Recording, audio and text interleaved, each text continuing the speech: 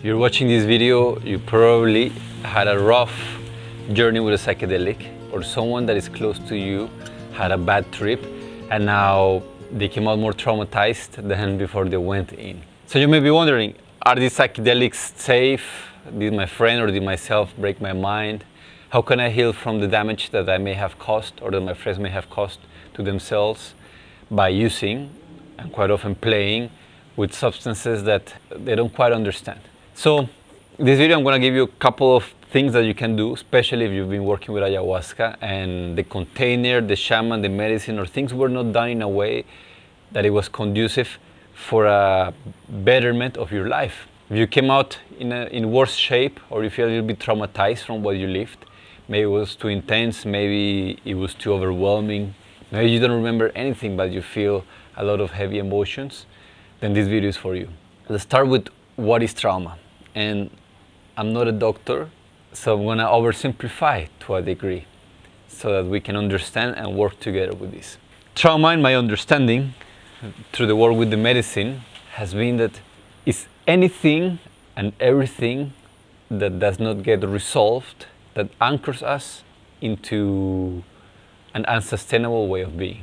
Or in other words, it's energy that gets trapped inside your body and that does not find resolution. And because it doesn't find resolution, it ends up becoming a cyclical, perhaps emotion or situation that you go through until you're able to resolve it. For example, if you had a parent that was very violent, in that moment when your father or your mother came and maybe they were gonna hit you or they were verbally abusive, you went into fight or flight. And this is something that happens across all mammals, across most animals in the world, that when a predator comes or when a situation of danger arises, they go into fight or flight, which is a state in which your body instantly reacts, producing cortisol, adrenaline. You have an adrenal response, which means that now you're hypercharged. And then your mind makes a split-second decision around, am I strong enough to kill this predator? Or is it better that I use this excess energy to run away very fast to make sure that it doesn't eat me? And throughout most of the animal kingdom, you will see that when the prey discovers that it's about to be preyed on, then it gets like this split second of what do I do? And then quite often starts running or fighting. And it will fight with way more strength and energy than it will have otherwise. And it will run way faster than it will on its own accord. But there's something quite interesting that happens.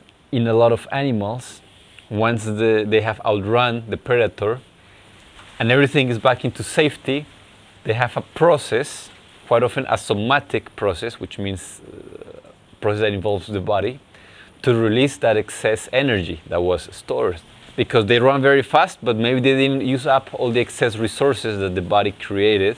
So a lot of them go into catharsis, like they'll get quite stiff and then almost like faint. A lot of them go into very intense shaking for some time, and then they stand up and it's like nothing happened. You will see the gazelle just chilling, eating grass again, hanging out. They're not traumatized. But if it happened to a human being, if a tiger just chased me and I had to run, I'll be thinking, oh my God, I'm not safe, I'm afraid, where is the tiger, right? Most of us carry that for the rest of our lives. Maybe our parents were abusive and we carry that fear of men, maybe fear of women, maybe some judgment, maybe some resentment, some pain that shows up in our romantic relationships. The point here is that throughout the animal kingdom, there's a process to release that excess energy, and humans, we have it as well. We can scream, we can cry, we can shake, we can move. Quite often we don't do most of this. But more important, when our parent is the person that is perpetuating the abuse or the transgression, we can't fight, we are tiny. And if we have a violent parent, to fight them means that we're getting into a lot more trouble. We can't flight, like what are you gonna do? Take He-Man and your Barbies and just leave home when you're 6 years old? So the question of flying or of fleeing and the question of fighting are not, they're just not on the table. What ends up happening is that our body went into a situation of danger, an adrenal response was triggered, but that energy did not find an escape. It was not used And if our parents felt uncomfortable at our emotional expression, if your parents judged you, if you were being too loud, if you were always quiet, told to shut up, if you were not allowed to cry, if as a child you were not allowed to be a child and have your feet sometimes in public and shake and scream, then that means that that energy that you have released by kicking and screaming for a couple of minutes never left your body. And energy is not destroyed, it is transformed. So quite often the trauma ends up being something that stays within you. The problem here is that these excess chemicals that your body produces are not healthy in the long term. They become toxic, like quite literally, to your tissues, to your cells. So you will find people that they end up with throat cancer, and quite often a lot of these people throughout their life felt like they had a ball on their throat. This is because at one point they were made to shut up, or they wanted to yell and scream, or something was unfair and they wanted to use their voice to defend themselves, and they didn't. Maybe they were not allowed to, maybe it wasn't safe to do so, or maybe just fear overtook them and they kept all of that inside. And then if this is not processed, later on in life it can show up as disease. So trauma, in essence, is energy that has not found resolution. It's stored pockets of toxicity that we carry with us. And that's why every time that somebody touches us, every time that someone touches you close to that area where it hurts, we go into that fight or flight response. When someone touches you close to the core of your trauma, it triggers a lot of things. That's why we say, oh, you are triggered, because they touch you right where you explode. To be triggered, you have to be loaded to begin with. And this is the essence of trauma. Now, after working with a plant medicine or a psychedelic and you end up more traumatized, there are 4 things you can do. And I'll be very brief. Number 1 is you want to tame the monster. Maybe it was very chaotic, maybe you felt you were going crazy, maybe you saw demons, entities, maybe just your mind was a big mess and you don't even want to think about it. This is the wrong way to approach it, because it can feel like a monster that is way too big to contend with. What's the alternative? To journal about it, to write specifically what happened, what you felt, how you felt, what you saw, because putting it into words gives it structure. It's no longer an infinite source of fear. Now, maybe it's a big source of fear, but big is better than infinite. At least big, you can see where it starts, where it ends. And suddenly you can be a bit more at peace because you know what you're dealing with. So this can be by journaling in detail what happened, or by speaking with somebody that you trust, someone that understands you. Because if you share about a very intense and dark experience with a plant medicine to someone who has never had this kind of experiences, judgment is what you are very likely to receive, or misunderstanding. But if you share with somebody that has experience in this, hopefully someone that can help you with integration, then they've probably been there a few times and can make you feel that you're not crazy. Now, number 2, you want to move the energy. Again, there's a stagnant energy in your system, maybe in your heart, maybe around your throat, maybe on your head, you're overthinking a lot, or on your lower centers. The idea here is that if you can go into nature and scream and kick and focus on the area where you feel the pain accumulated or where energy was not released, and you give yourself a chance to willingly and consciously go into it, give yourself half an hour to an hour, there's a lot that your body will cleanse. Punch a pillow, kick, scream if you can. Just let that rage or that grief or that frustration out of your system. Maybe in the medicine house that you were made to shut up. And this is very common everywhere. And we have received people at our medicine house in Colombia that were not able to release some very deep-rooted trauma, because the moment they started crying or being vocal about it, they were told to shut up, or they were kicked out of the temple by the shaman. We don't do that. We allow people to have their experience.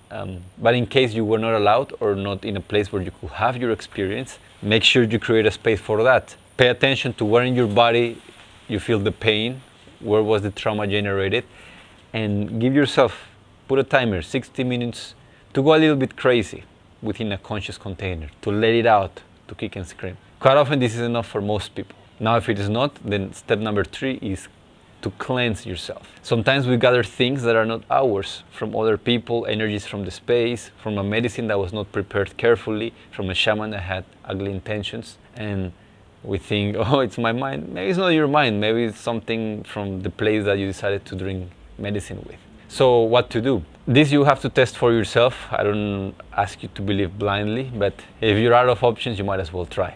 3 days, like one day before, during and after new moon, and one day before, during and after full moon, you go to the nearest waterfalls or river where you can swim. Of course, ensuring that it is a safe place for you to do so. You want a high volume of water that is like always flowing, not a swimming pool or artificial waters. But the ocean is okay, but it's better to have a river or a waterfall, okay? And you go there on these days, and you stay at least half an hour, ideally under a strong current, and ensure that it touches you from the top of your head. This cleanses a lot of things. It reharmonizes a lot of things in the system, and when it's new moon and full moon, a lot of energy inside our bodies move in an easier way. This is why a lot of the enlightened beings choose full moons and new moons to leave their body, to go into samadhi or enlightened states. This also works in a context of purifying yourself. So if you feel that there's a lot of trauma or there was some darkness that is lingering around you, go and do this. New moon, full moon, let the water cleanse you. Set an intention. Ask, please, water, energy of the water, cleanse everything that is not conducive to me being in harmony with my internal waters, with my internal emotions, with my internal thoughts. Quite often, this is also enough. At our center, if somebody is a little too dissociated from a very deep experience or a very dark one, we bring them to the waterfalls, the crystalline waterfalls, and then right after that, everyone is reset energetically. So if you haven't tried, please do that. And then finally, point number 4, if you've tried all of these things and still there's something that you can't quite understand, there's energy that remains stuck and you don't know how to shake it, how to move it, how to integrate it, reach out and ask for help. You can comment here, you can send me an email, you can join my ayahuasca integration courses, or maybe the shaman is a good friend of yours, or you have friends in that community that can support you. Do not suffer alone. It has been proven that a lot of times trauma is not only what happens to us, but how we experience it. Trauma is not only the pain that you felt, but maybe you felt lonely, alone in your pain. It has been proven that two people can go through the same experience, but one of them has a friend that they can share openly with and cry with and just voice what happened to.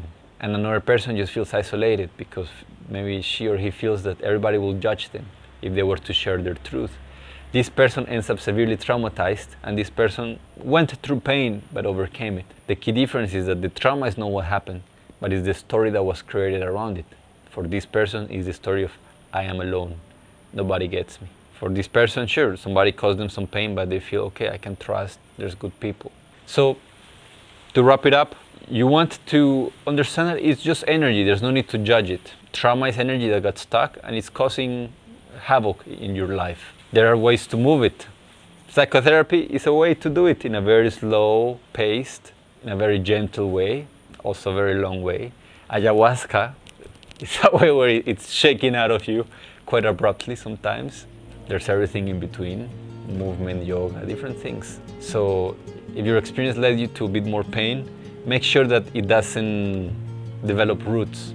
The sooner that you take care of these things, the less they're going to have a negative impact in your life. And you may learn a thing or two about yourself, about life, about the nature of emotions, the nature of suffering, and understanding of trauma in the process. And hopefully one day you can help somebody else who needs it. I hope this was useful, and we'll talk again soon.